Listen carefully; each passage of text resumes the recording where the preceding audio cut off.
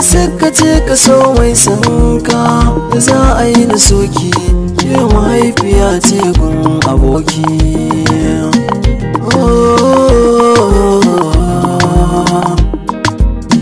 Wayo wayo wayo Allah na,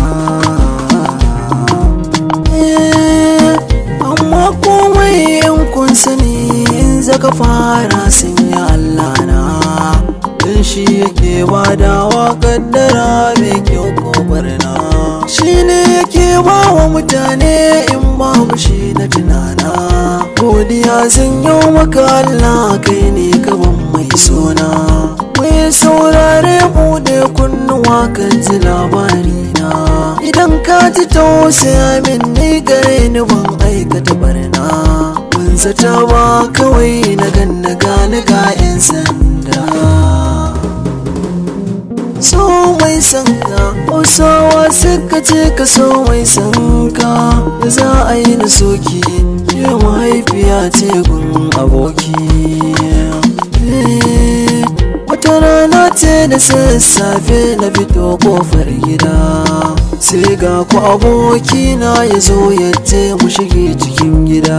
Bayan mu shige na ce bara in kawo mai ruwa na randa, ya ce wannan maganar ba ta zama ce ma gargada.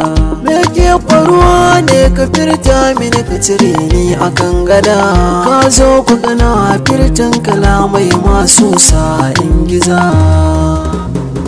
Ya ce da ni yayi mamakin abin aikata shi bana yawa, ban san abin da zai je zai zo ba shi sa na yawa.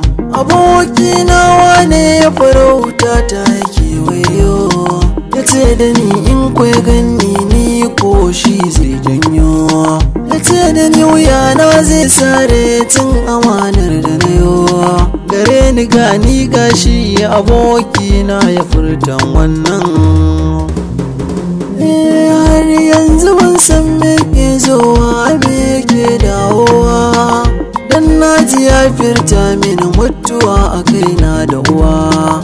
Mene kake boye min tun dazini na kaguwa, ka zo kana ce min nai laifi mene ke faruwa, ko ka zo ka tadan hankali a karin ruwa. Mene kake boye min haka na cewa aboki, gani gashi aboki har yanzu bai min magana ba, ni ma ban mai magana ba na kyale shi ne duba. Na yau nazarin me ke faruwa gare ni ban gano ba, kawai na yi banzar shi na fice kofar gida na yi duba. Ina zuwa sai na ga motar 'yan sanda kamar 'yan daba, ni suke nema in hau in ji ɗan sanda guda ɗaya.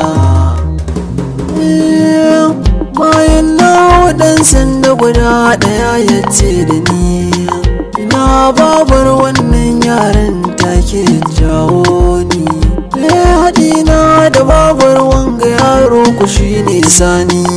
Nan take sai na ga ya doki gadon baya ya doke ni, ya ajiye leta inda ya bata nan a tambaye ni, yau sati biyu bata nan ga letar na karantawa.